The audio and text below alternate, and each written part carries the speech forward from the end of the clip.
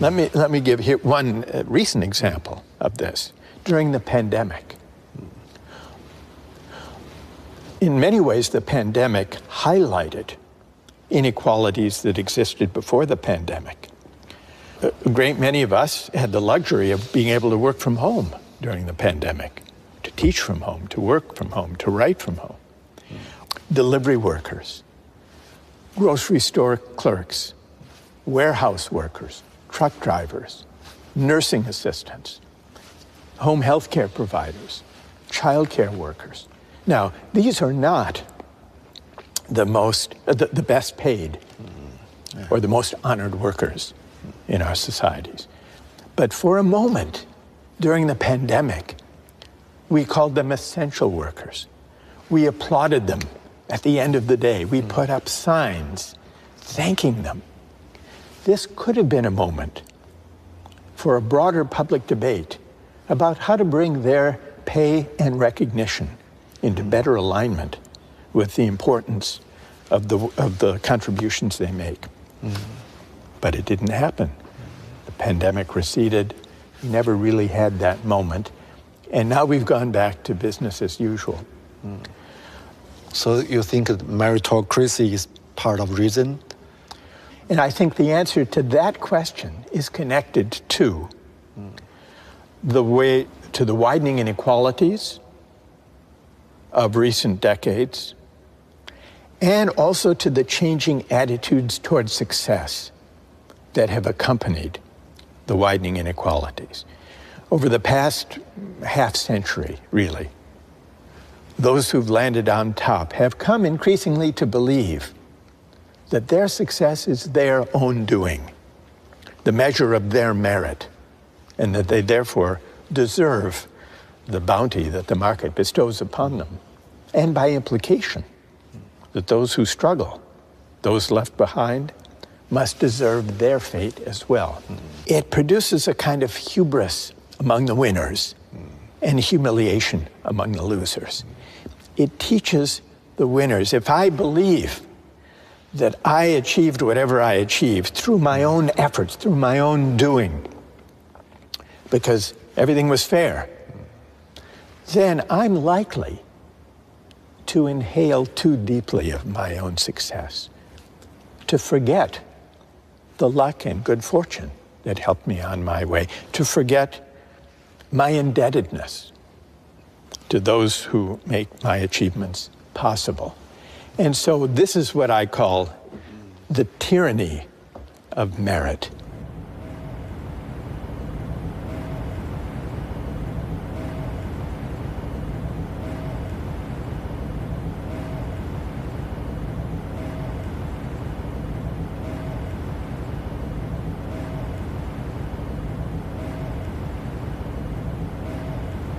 Bring Michael Jordan here, I'm sure you can get him, and have him come and defend himself about why he makes $31 million. And I think what you're going to realize is his life was a very, very tough one to get to the top, and that we are basically being the majority oppressing the minority in a different light. It's very easy to pick on him. Very easy.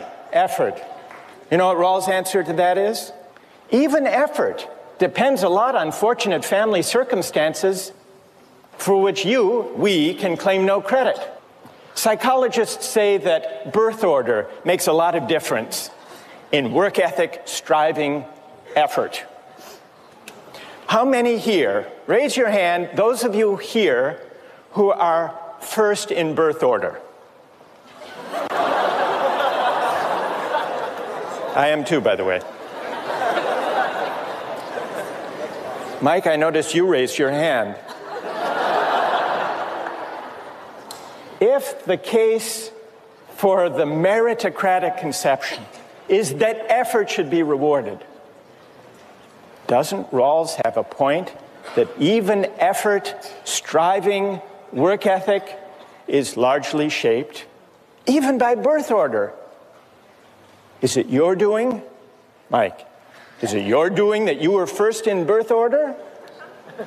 So why should income and wealth and opportunities in life be based on factors arbitrary from a moral point of view? This way of thinking about success has deepened the divide between winners and losers. It has led the successful to look down on those who struggle, and it has led many working people who do not have meritocratic credentials of fancy university degrees to feel that the work they do is not valued, is not respected in the way perhaps it once was. To feel that in a highly technological, highly professionalized, credentialized society, that elites look down on them. This has always been present, always been part of the American story. But it's been, at least at times, kept contained underground at the periphery. The brighter ideals and aspirations predominated. When I was growing up, and through the 60s, for example, the civil rights movement, and the fight for racial justice, and the protest against the war in Vietnam, and the attempt to combat poverty with the Great Society. But from 2016, it became elevated with the presidency of Donald Trump. We've struggled more directly and more conspicuously, more frontally with the dark side, finding public expression. On the stage now. On the stage, public expression, rather than kept at the margins and at the periphery. And finding a voice in the media, and in social media especially. And now in a presidential campaign that will be a rematch of the one from last time. We've seen as a backlash against elites, especially against well-educated elites, professional elites. Donald Trump has been very effective at tapping into the grievances of people who feel they've been left behind and looked down upon. Humiliation. The politics of humiliation. And it's this sense of humiliation, I think, that opened the way for the politics of grievance that Donald Trump has been able to exploit. In the United States today, and in many parts of the world, is a politics of anger, resentment, and grievance without mutual recognition, without recognizing the value of the contributions that people make from different walks of life. We will not really begin to address the resentments that now afflict our politics and have accentuated some of the darkest strands in social life. I'd like to invite you to offer your views about an incident, a story that I read about, where a 17-year-old boy sold his kidney. You all know the story. He bought an iPad and an iPhone. But how many think it's okay? It's a free market, and there's nothing wrong with it. Because I study economics, and I think every adult is an economic man that he has to be responsible for his behaviors. He clearly knows the consequence of losing one kidney. We should give him the chance to take that risk. To choose for himself. A lot of people agree with that. All right, that's very good. So I would like to hear from those who object. Yes. And stand up. Well, I think it's wrong because give your kidney to others. Maybe you feel it's okay, but in fact, for the respect of a person, it is not respect of life. Okay, that's very interesting.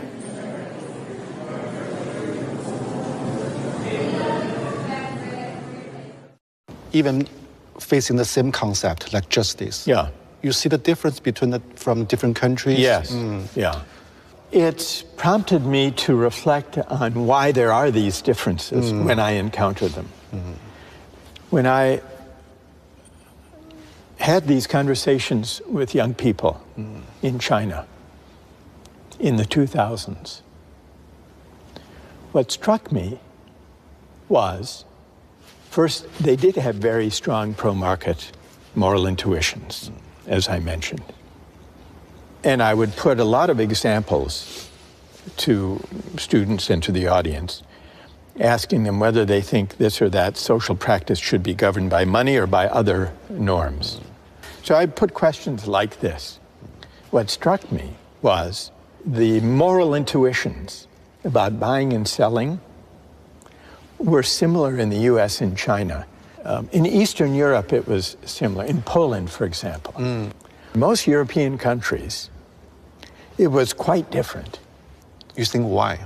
Why? Similar mentality? I think it's because, especially in the early 2000s, that China had experienced, the young generation had grown up with the market reforms. And it had been a period of tremendous economic growth. It's kind of freedom for them. Yeah, it was an expression of freedom and rising affluence, but especially of freedom. But at the same time, they were looking for meaning that markets could not provide. And so the search for meaning persisted even after the market triumphalist moment. And I think that one of the reasons that people were drawn to the Justice Book was this sense that there are moral meanings that lie beyond markets and beyond economics. What do you think? Yeah, maybe we're facing two choices or different choices. We can't choose the best one. There are no best one. Just less evil. Just less evil one, maybe. But I wouldn't regard these as closed alternatives. I would ask a different question. How is it possible to combine the benefits of market arrangements and technological innovations with sources of meaning, deliberation, dialogue, reflection that can answer to higher human purposes and ends? Our mistake is not to use markets to organize economic activities. Our mistake is not to hope that technological innovations will deliver real improvements to the way we live our lives. Our mistake is the tendency to think that markets and technology by themselves can define human purposes and ends. They can't. And when we put too much faith in them, when they become a kind of faith, almost a kind of religious faith, markets and technology, then we're bound to be disappointed. And when the disappointment comes, the disappointment may take harsh, dangerous forms. So the situation is so complicated. What kind of solution we can provide? We try to build dialogue, but very difficult. I think we need to focus less on arming people for meritocratic competition and focus more on contending with inequalities of income and wealth, but also inequalities of honor, recognition, and esteem. And this means we have to renew the dignity of work. We have to broaden our conception about what counts as a valuable contribution to the common good. And we need the kind of class-mixing institutions in civil society that will lead us to encounter one another, to be in one another's presence, not only in our phone, all the more so when our societies are divided and polarized, because the people we encounter tend to be people only like ourselves. We need to overcome that. Mm-hmm. But every solution, every theory always has its own flaw. Yeah. So.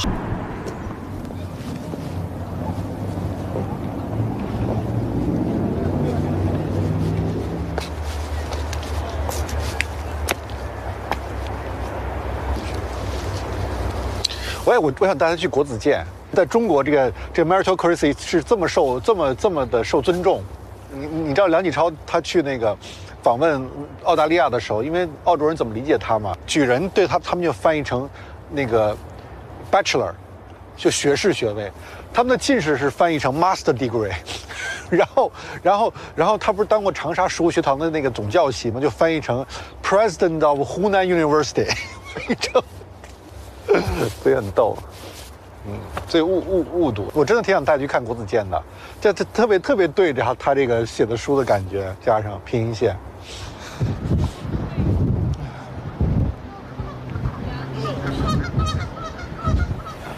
So could you imagine maybe in the coming years, everyone has set here to emigrate into the metaverse? Yeah. What should philosophy do, thinker do in that new era? Take the goggles off. Yeah. That's what philosophy should do, take the goggles off. So it would be the mission of philosophy in a metaverse, if it ever came to be, would be to try to take or persuade people to take those goggles off, to imagine a world in which the line between what's virtual and what's real blurs to the point of vanishing. And here's the question. Would such a world be recognizable as a human world? A world in which we had lost even, where we no longer cared even to ask the question, how to locate the line between the virtual and the real. And I think the deepest threat in human terms posed by the age of AI is that we will confuse virtual community and connection with the real thing. And that would represent a great loss. How to fight with the trend or deal with the trend? It seems unstoppable. You think it seems unstoppable? It seems, yeah. I'm not sure. Well, it's worth asking, in figuring out how to stop it, it's worth asking why it seems unstoppable. Why do you think? Because too less true debate and, discussion about it. Most people just follow the trend. Right. Yeah. But if I could feel and believe the connection I have through my phone, scrolling and swiping and texting and posting, that connection to people half a world away is the same as valuable as my personal connections to family, friends, neighbors, classmates. Yeah. What would you say to them? I don't know. Why would that represent a loss, I guess is what I'm asking. Why would that represent a loss? I'm curious about too, because, my phone. Yeah. It's the most intimate things we have. We touch intimate. Very intimate. Right. You spend more time with it. Yeah. And even through the social media, you talk with so many people. I think sometimes, even most time, because friends live different places. Yeah. We through it. but still feel kind of very intimate. Yeah. The similar with me. Intimate. Yeah, face to face. Right. So it's a new community. But I'm not so sure about it's less important than the more concrete communities before or the similar. I'm so confused about it. So how to understand it, the change? Yeah. Yeah. Yeah. Well, and let me ask you this question. Since we're talking about intimacy. Mm-hmm. Yeah. Intimacy is an important aspect of this. Yeah. There are now AI-equipped devices, little robots, that you can buy. Let's say you have an aged parent or grandparent who's living alone, maybe in a nursing home, and who's lonely. And you visit them from time to time, but you can't be there every day. You can buy one of these robotic companions, and the robotic companion will carry on a conversation with your loved one, your grandmother, let's say. And let's suppose that your grandmother comes to regard that robotic AI-driven companion as a friend, as an actual friend, sharing intimacies, asking advice. And suppose that this relieves the loneliness of your grandmother and makes her happier. She considers this her friend. Would that bother you, or would you welcome that? Welcome. You would welcome it? It doesn't bother me. Yeah. It doesn't bother you at all? Maybe not at all, maybe a little, but I accept it. You would accept it, but what's the little that bothers?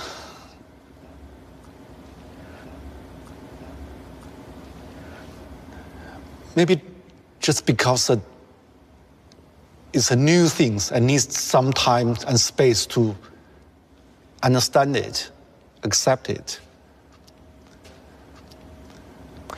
But if you are this goes back to what we were discussing about the virtual and the actual and the real. Now, your grandmother no longer recognizes, we're assuming, the difference between a robotic friend and an actual friend. That doesn't bother you. Do you think there's a loss?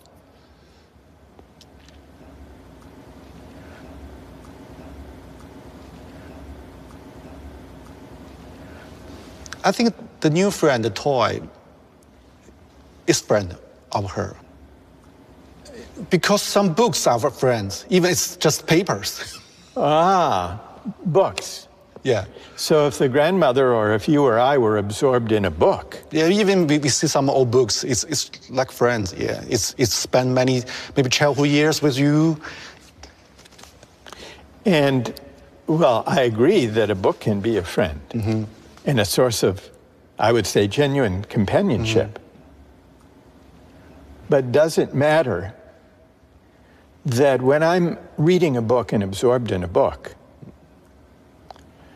I'm engaged in a kind of exchange with, a kind of dialogue with the human author of that book?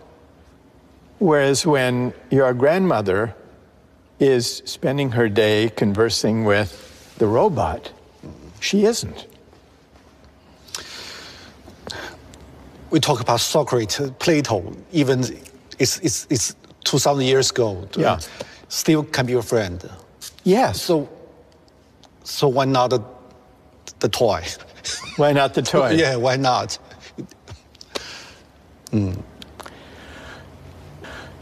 Because it's a machine.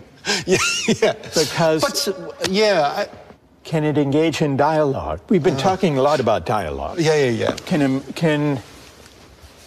Or put it this way, take a simple example. When maybe the toy speak like Socrates.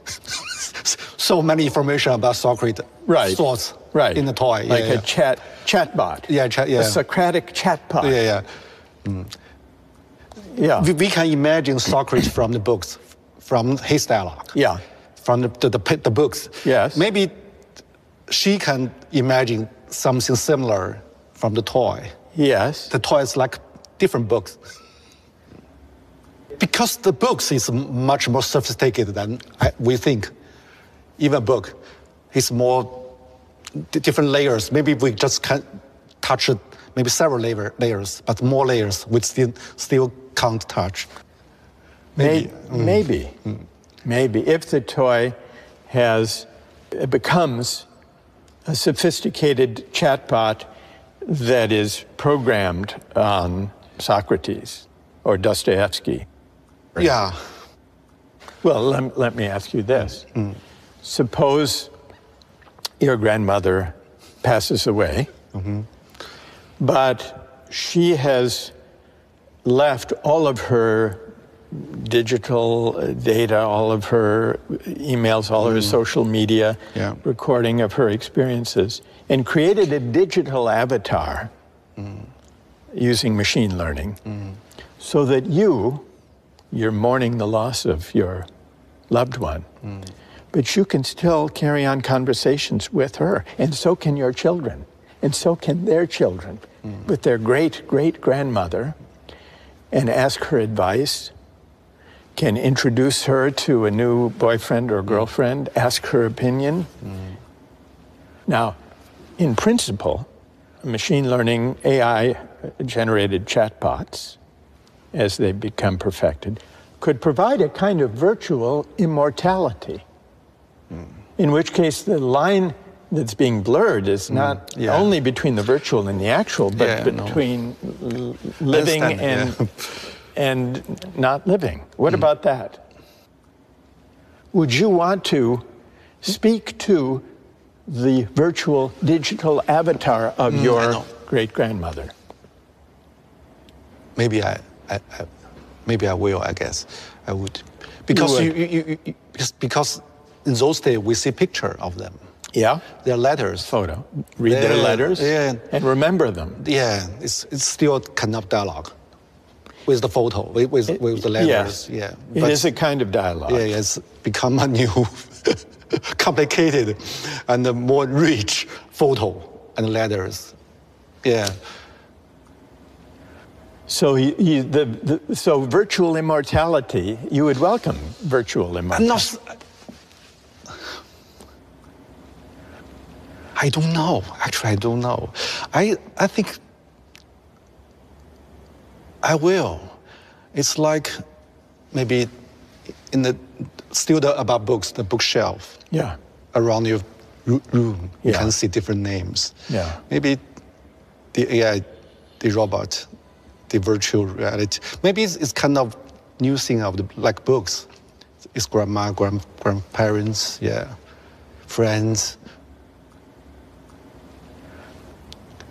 But in that case, would we no longer grieve or feel sad when someone dies, a loved one dies? Sure, we have. But why? If we can continue to know them and speak to them and be with them, then why should we even grieve their passing? But I think we still can see the very thin line of the different part. That's still a line. The thin line. Yeah, I think. I don't know. I think. And if we no longer could even find the line, would that be better?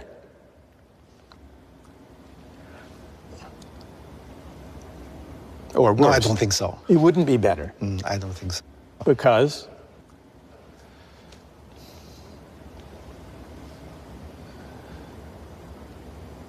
If we human being can't feel loss, maybe part of us will disappear. Yeah. But some new part will emerge.